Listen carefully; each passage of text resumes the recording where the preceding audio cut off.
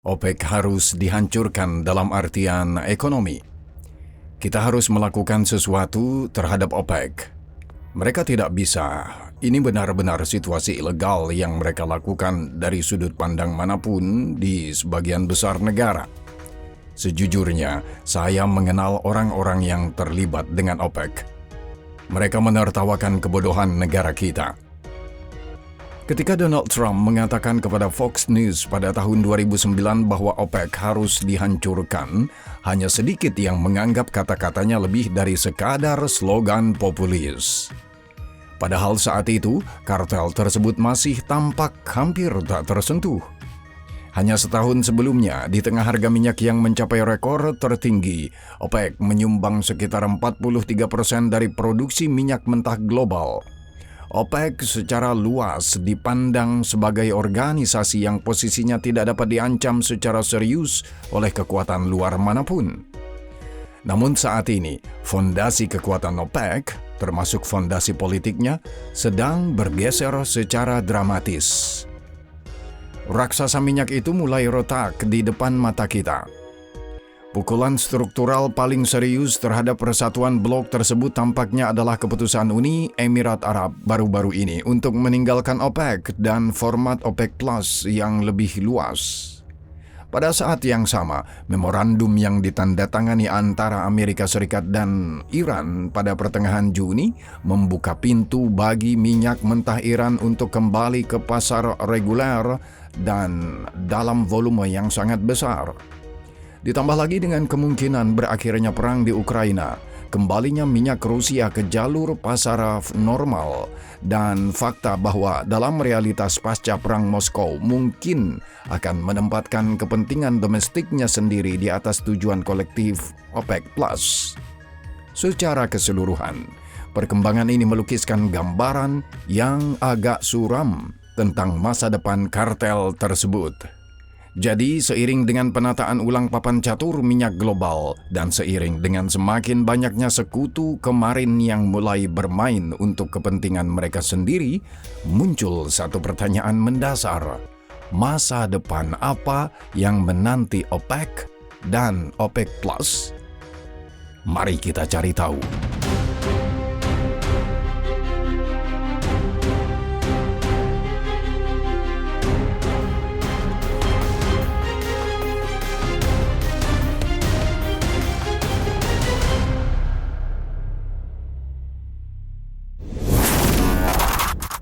Untuk lebih memahami krisis OPEC saat ini, pertama-tama kita perlu membahas format yang jauh lebih luas, OPEC Plus, dan sedikit menengok ke masa lalu. Pada Januari 2016, Arab Saudi melancarkan perang harga terhadap produsen Amerika. Tujuannya adalah untuk menghilangkan persaingan yang diciptakan oleh revolusi Shell yang telah dimulai di Amerika Serikat beberapa tahun sebelumnya. Harga memang anjlok. Pada Januari 2016, harga satu barel minyak mentah Brent turun di bawah $30.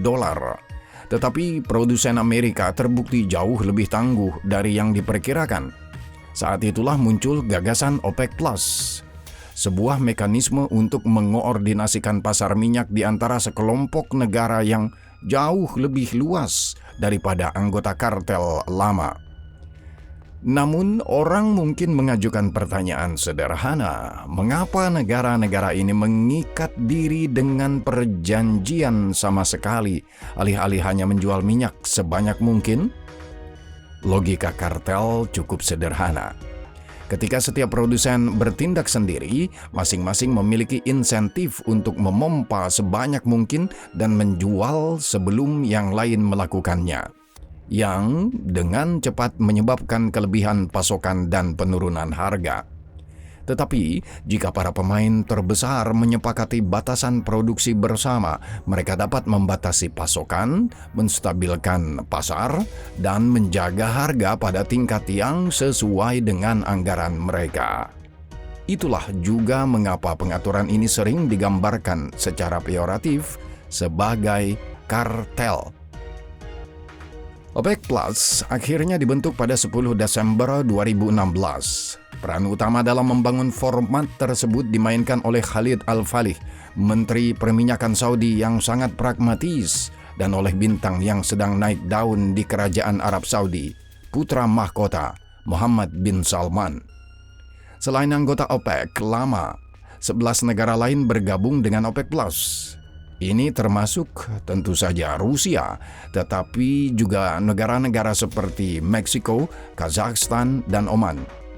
Signifikansi format baru ini bagi pasar global paling baik ditangkap oleh satu statistik sederhana.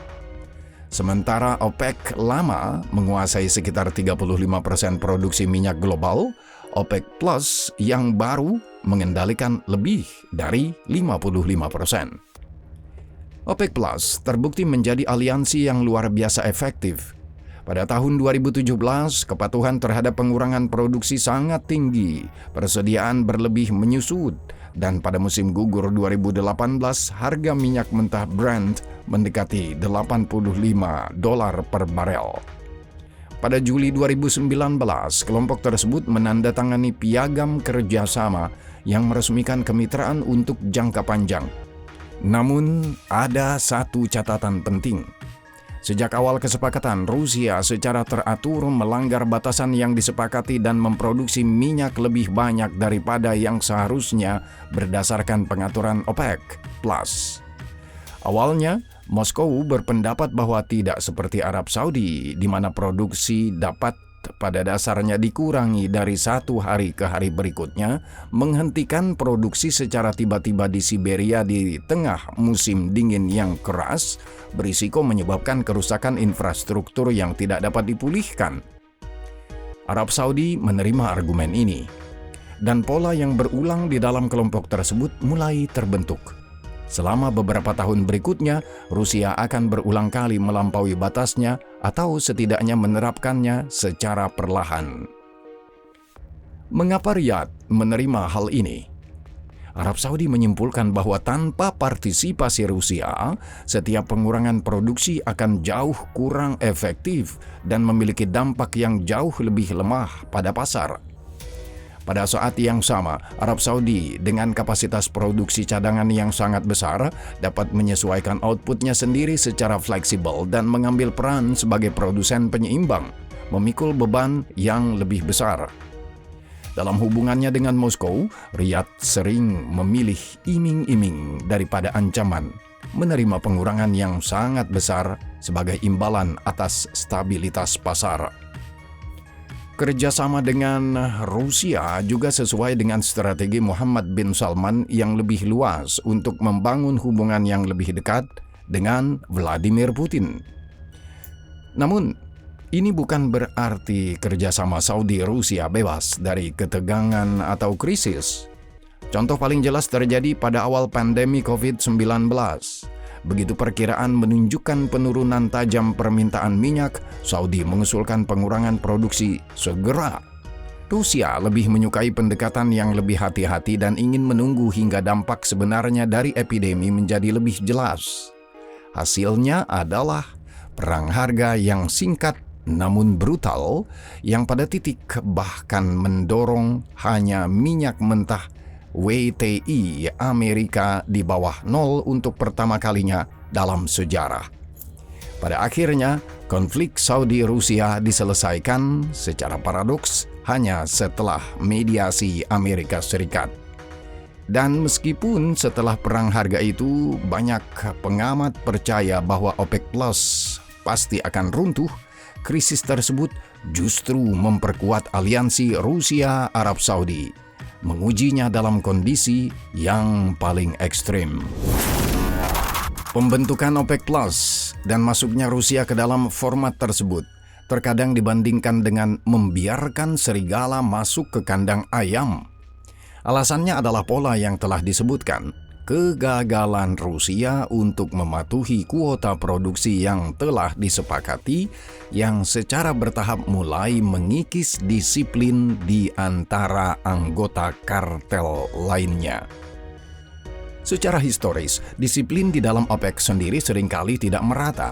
Namun pada tahun 1990-an, seiring perubahan pasar minyak global, negara-negara OPEC mulai melihat dengan lebih jelas manfaat stabilisasi harga. Arab Saudi dan Uni Emirat Arab khususnya bersedia memikul bagian yang lebih besar dari pembatasan pasokan jika itu membantu membatasi volatilitas pasar dan mendukung keseimbangan jangka panjang. Seringkali berbeda dengan negara-negara seperti Venezuela atau Iran yang bagi mereka nasib kartel tampaknya menjadi hal sekunder. Uni Emirat Arab memainkan peran khusus di sini. Bahkan ketika perselisihan geopolitik dengan Arab Saudi semakin sering terjadi di pasar minyak, Abu Dhabi tetap menjadi pendukung setia kepemimpinan Saudi, menjadi sekutu Riyadh yang loyal. Namun, tahun 2016, pembentukan OPEC Plus dan lahirnya poros Saudi-Rusia mengguncang pengaturan lama. Setelah tahun 2016, loyalitas kepada Saudi tidak lagi menguntungkan bagi Uni Emirat Arab. Uni Emirat Arab harus menanggung biaya yang sangat tinggi untuk menstabilkan pasar. Dan kita berbicara tentang negara yang mencurahkan sumber daya keuangan besar-besaran untuk memperluas perusahaan raksasa milik negara, ADNOC, mendorong kapasitas produksi menuju target 5 juta barel per hari. Pada akhir tahun 2020, lembaga think tank Inggris, Chatham House, memperkirakan bahwa kuota Uni Emirat Arab sebesar 3,1 juta barel per hari yang dibekukan pada level Oktober 2018 hanya memungkinkan negara tersebut untuk menggunakan sekitar 60% dari kapasitas produksinya. Dalam praktiknya, ini berarti bahwa pemotongan produksi lebih berdampak buruk bagi Uni Emirat Arab secara relatif daripada anggota OPEC Plus lainnya. Dalam konteks ini, keputusan Uni Emirat Arab yang diumumkan pada 28 April 2026 untuk meninggalkan OPEC dan OPEC Plus merupakan sebuah guncangan besar. Kartel tersebut kehilangan produsen terbesar ketiga yang membawa serta lebih dari 10% dari total produksi OPEC. Dan dari kesepakatan OPEC Plus yang lebih luas, hilanglah pemain terbesar keempat. Dan yang terpenting, sebagian besar cadangan kapasitas yang disebutkan sebelum ini. Keputusan Uni Emirat Arab untuk meninggalkan kartel juga memiliki latar belakang politik. Dalam beberapa tahun terakhir, persaingan geopolitik antara Arab Saudi dan Uni Emirat Arab semakin intensif. Yaman, Sudan, Tanduk Afrika, di semua tempat ini, kepentingan kedua negara bertabrakan, seringkali melalui dukungan terhadap faksi yang berlawanan. Perang dengan Iran menambah lapisan lain. Selama konflik, Iran menembakkan lebih banyak rudal balistik dan drone ke arah Abu Dhabi dan kota-kota Emirat lainnya daripada ke arah Israel. Uni Emirat Arab ingin merespons secara militer dengan menyerang target di dalam Iran. Arab Saudi yang tidak menghadapi serangan Iran dalam skala yang sama menentang langkah tersebut. Sikap hati-hati Riyadh mendorong Uni Emirat Arab lebih jauh untuk meninggalkan kartel dan mempererat hubungan mereka dengan Amerika Serikat dan Israel. Keluarnya Uni Emirat Arab dan OPEC Plus tidak hanya membawa konsekuensi ekonomi besar bagi kelompok tersebut, tetapi juga konsekuensi politik.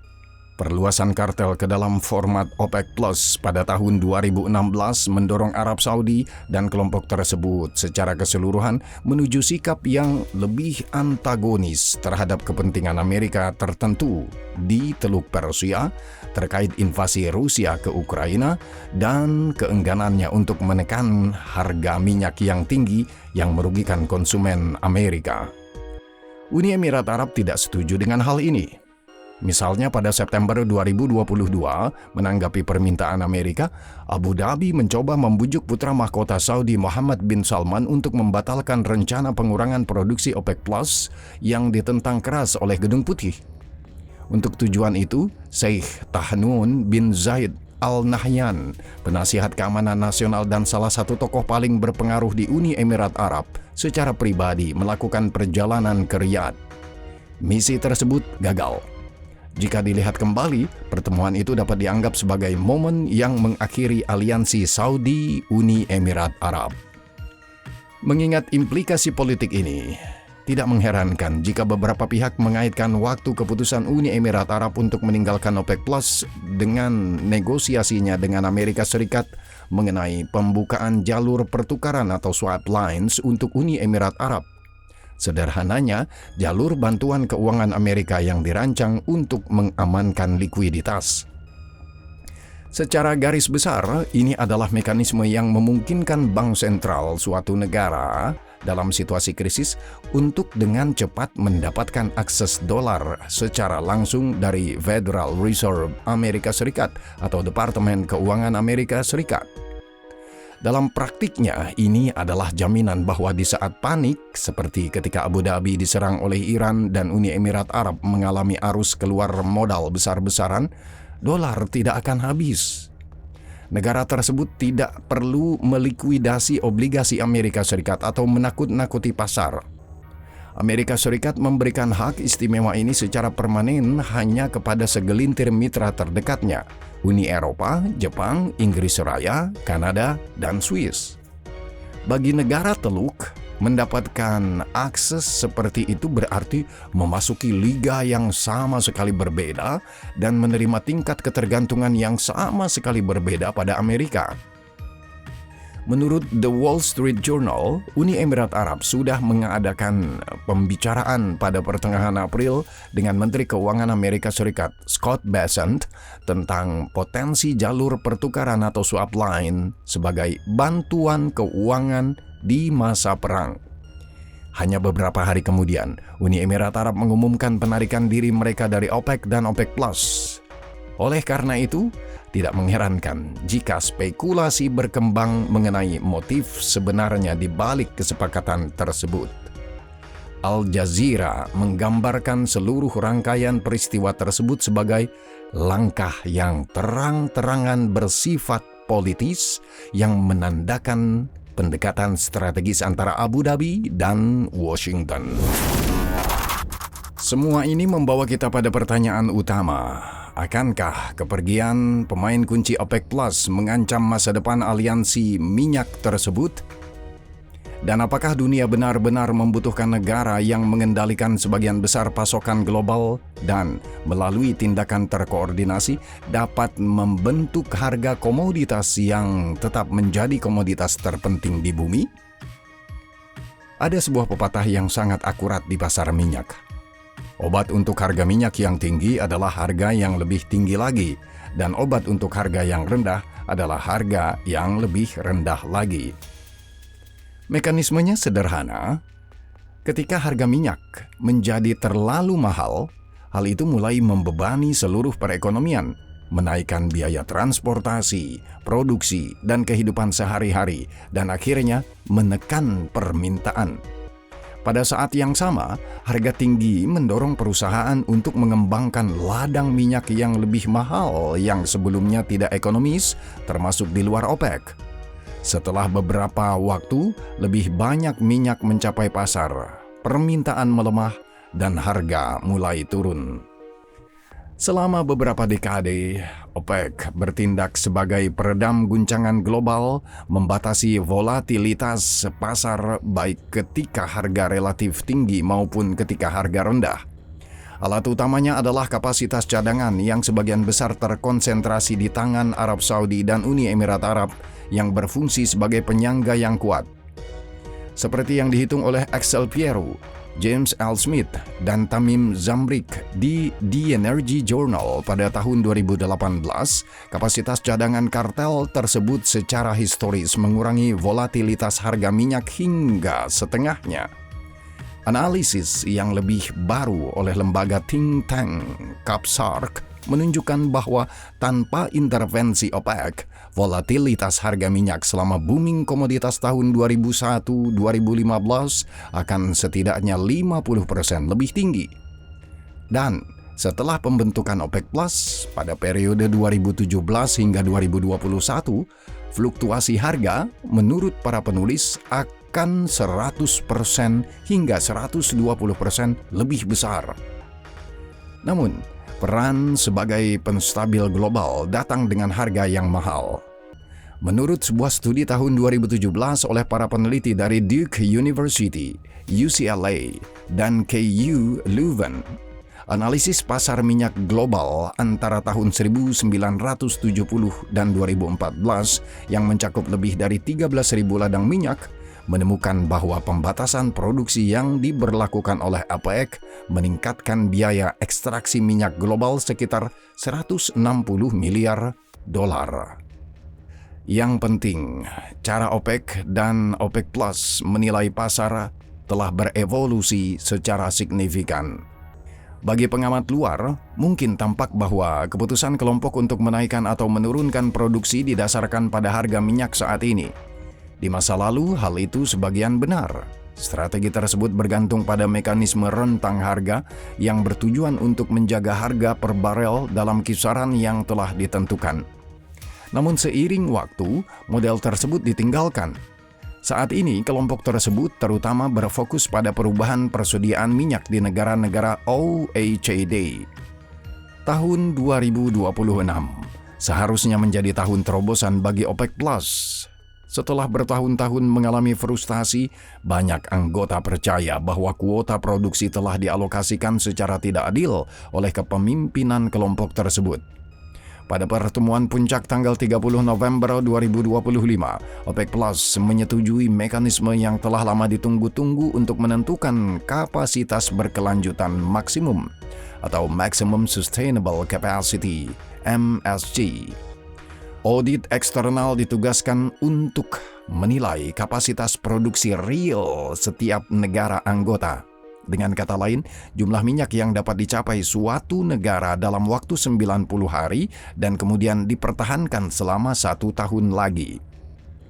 Hasil audit tersebut dimaksudkan untuk memberikan dasar bagi kuota dasar baru yang akan berlaku mulai tahun 2027. Ini akan menandai perubahan mendasar karena sistem baru untuk menetapkan batasan produksi akhirnya akan memberikan penghargaan kepada negara-negara yang benar-benar berinvestasi dalam memperluas infrastruktur produksi mereka.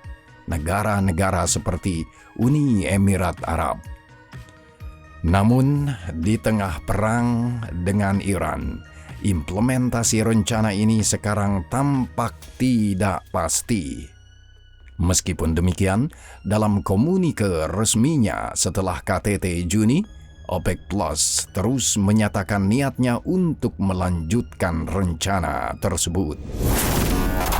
Mencoba mendefinisikan konsekuensi jangka menengah dan panjang bagi pasar minyak dan bagi OPEC Plus sendiri sangat sulit saat ini karena beberapa tanda tanya besar menumpuk di cakrawala.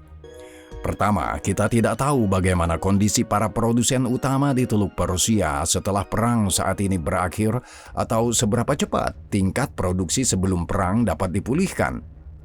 Kedua, dan ini jauh lebih bermuatan politis, peran Iran sendiri di masa depan masih belum jelas. Seperti Venezuela dan Libya, Iran secara resmi tergabung dalam OPEC dan merupakan bagian dari kerangka kerja OPEC Plus yang lebih luas, tetapi saat ini dikecualikan dari batasan produksi yang mengikat. Pencabutan sanksi terhadap Teheran dapat menjadi perubahan besar bagi masa depan pasar, tetapi belum tentu seperti yang diharapkan banyak orang. Kembalinya minyak mentah Iran ke pasar reguler tidak akan secara signifikan meningkatkan pasokan bersih. Sebelum perang, produksi Iran sudah mendekati tingkat maksimum. Begitu pula ekspor minyak mentah Iran yang hampir semuanya dikirim ke China. Oleh karena itu, minyak mentah tersebut sudah berada dalam sistem, hanya terkunci di dalam sirkuit China dan di luar mekanisme pasar klasik. Tentu saja, Iran akan memiliki insentif yang kuat untuk membangun kembali posisi pasarnya dan memperluas basis pelanggannya secepat mungkin, baik di Eropa maupun di Asia. Di bawah sanksi, Teheran harus tetap tidak terlihat dan menghindari pembatasan yang memberi China pengaruh yang sangat besar. Beijing membeli minyak mentah Iran dengan diskon besar, seringkali menggunakan opsi penyimpanan terapung yang berfungsi sebagai semacam gudang bea cukai. Jadi, yang mungkin berubah bukanlah jumlah minyak Iran di dunia, tetapi arah alirannya. Dan kecepatan perubahan itu akan terbatas. Selama bertahun-tahun di bawah sanksi, Iran berhasil membangun sistem perdagangan minyak alternatif. Ini termasuk tidak hanya pembentukan armada bayangan dan mekanisme untuk mencuci minyak mentah, termasuk operasi STS atau transfer antara kapal ke kapal tanker yang tidak memiliki hubungan langsung dengan Iran, tetapi juga sistem pembayaran alternatif antar negara.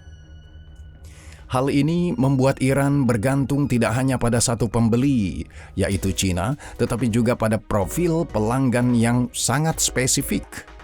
Minyak mentah yang dikenai sanksi hanya dapat dibeli oleh kilang-kilang kecil yang independen, yang disebut kilang-kilang kecil yang beroperasi di luar sistem keuangan global utama. Membalikkan proses ini memang mungkin, tetapi bisa memakan waktu berbulan-bulan. Oleh karena itu, kembalinya minyak Iran ke pasar tidak akan cepat atau linear, bahkan jika kesepakatan formal dengan Amerika Serikat tercapai. Hambatan pertama akan muncul di tingkat armada. Ketersediaan kapal tanker terbatas dan kapal-kapal yang membawa minyak mentah Iran sebagai bagian dari armada bayangan seringkali gagal memenuhi persyaratan teknis dan hukum yang diharapkan oleh perusahaan asuransi dan sebagian besar pelabuhan. Bisa jadi setelah kemungkinan pelonggaran atau pencabutan sanksi terhadap Iran, skenario transisi akan sangat mirip dengan tahun 2022-2023. Ketika pemerintahan Biden pada praktiknya menutup mata terhadap ekspor minyak Iran skala besar ke China meskipun ada pembatasan formal. Terutama dengan pemilihan paruh waktu Amerika Serikat yang semakin dekat dan dengan menenangkan sentimen pasar bahan bakar sebagai salah satu tantangan utama Donald Trump. Arab Saudi, bagaimanapun, akan mengamati situasi ini dengan perasaan campur aduk. Selama bertahun-tahun di bawah sanksi, Iran secara de facto dikecualikan dari mekanisme pengelolaan kuota dan barel minyak Iran yang mengalir melalui sistem alternatif tidak bersaing dengan yang lain dengan cara yang sama. Ini memberi ruang bagi Arab Saudi dan Uni Emirat Arab untuk mengejar kebijakan volume mereka tanpa harus bernegosiasi dengan Teheran. Kembalinya Iran ke ekspor reguler berarti kembalinya mereka ke meja perundingan di dalam kelompok tersebut. Selain itu, Iran sekarang memiliki alat yang tidak dimilikinya sebelum perang. Kemampuan yang terbukti untuk melumpuhkan Selat Hormuz yang mengubah posisi tawar mereka di dalam kelompok tersebut. Dalam kesepakatan yang sangat rapuh ini, ujian selanjutnya bagi persatuan aliansi Saudi-Rusia tetaplah Vladimir Putin dan pertanyaan tentang mengakhiri perang di Ukraina. Sekilas, Moskow mungkin tampak bekerja sama erat dengan Riyadh dan mendukungnya. Tetapi sejarah OPEC Plus telah menunjukkan dengan jelas bahwa strategi Rusia dalam kelompok tersebut bisa kejam, bahkan terhadap negara yang mengundangnya ke meja perundingan. Kremlin tidak pernah bermaksud menempatkan tujuan kelompok tersebut di atas kepentingan jangka pendek raksasa minyak Rusia, apalagi di atas strategi negara Rusia. Jadi, jika prospek kesepakatan dengan Barat dan pencabutan beberapa pembatasan tampak di cakrawala, Rusia mungkin sekali lagi akan mendefinisikan ulang prioritasnya. Dan meskipun Rusia saat ini tidak memiliki kapasitas produksi cadangan yang besar, dalam upaya untuk merembut kembali pasar lama, mereka mungkin sekali lagi akan meninggalkan perjanjian tersebut demi memaksimalkan ekspor dan berjuang secara brutal untuk mendapatkan bagiannya. Seperti halnya Iran, pengalihan arus semata dapat sama destabilisasinya bagi keseimbangan global seperti perubahan volume. Terutama karena seruan terbuka untuk meninggalkan perjanjian OPEC Plus terdengar dari waktu ke waktu di Kremlin. Salah satu suara yang paling menonjol adalah Igor Sechin, kepala Rosneft, yang pada Februari 2019 mengirim surat resmi kepada Presiden Putin yang menggambarkan OPEC Plus sebagai ancaman strategis bagi kepentingan Rusia. Ia berpendapat bahwa hal itu membatasi pertumbuhan Rosneft dan menyerahkan pangsa pasar kepada minyak serpih Amerika Serikat. Sejauh ini kita telah berbicara tentang pasokan, tetapi sisi permintaan tetap sama pentingnya dan sama sulitnya untuk diprediksi karena pada akhirnya membentuk kebijakan OPEC Plus. Ekonomi global masih menghadapi risiko perlambatan. Teknologi hijau mengambil pangsa pasar yang semakin besar, dan pada saat yang sama banyak negara mungkin mengikuti contoh China. Dalam beberapa tahun terakhir, nafsu China yang sangat besar terhadap minyak mentah tidak lagi hanya didorong oleh konsumsi saat ini, tetapi juga oleh strategi keamanan yang agresif dan pembangunan cadangan yang besar.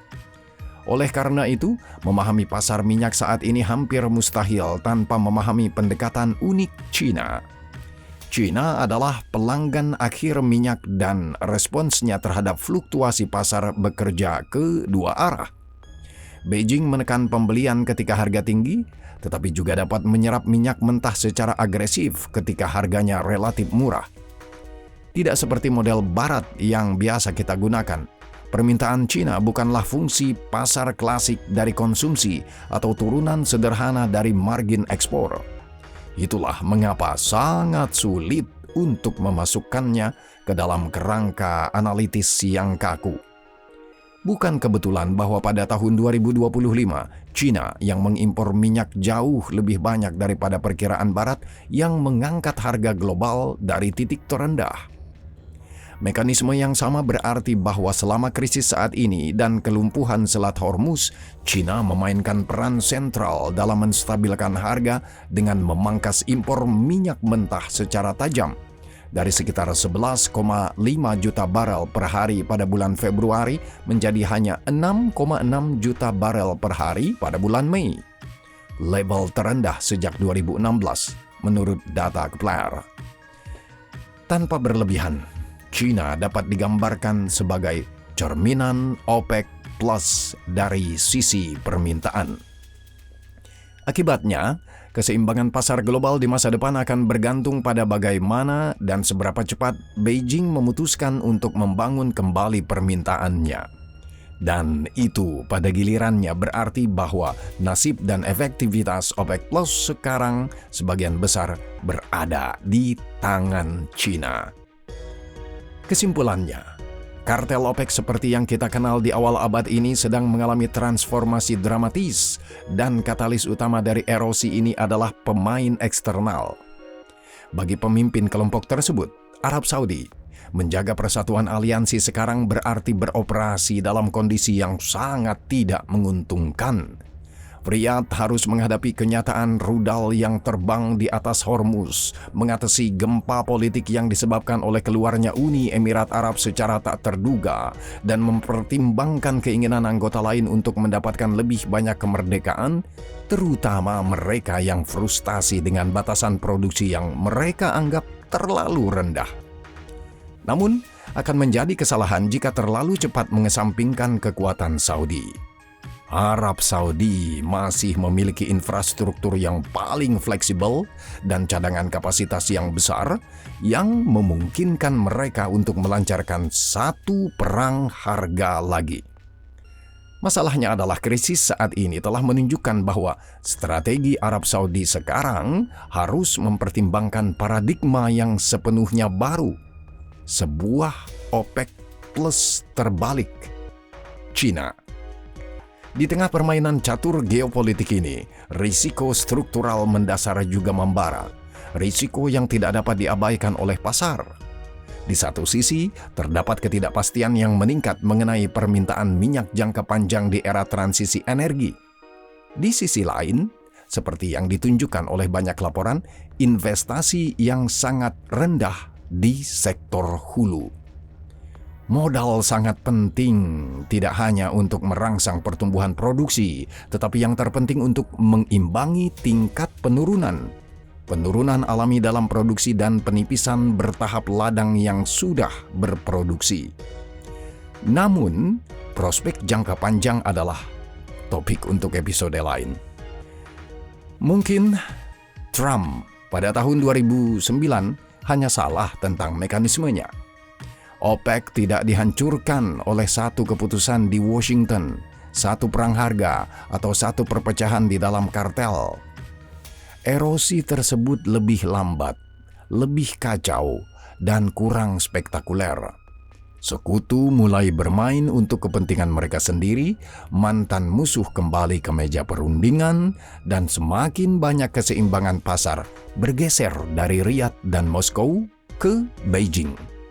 Pertanyaan utamanya bukan lagi berapa banyak minyak yang akan dipompa OPEC Plus, tetapi apakah di dunia yang penuh dengan perang baru, teknologi baru, dan pusat permintaan baru, kartel tersebut masih mampu mengendalikan permainan yang pernah mereka ciptakan?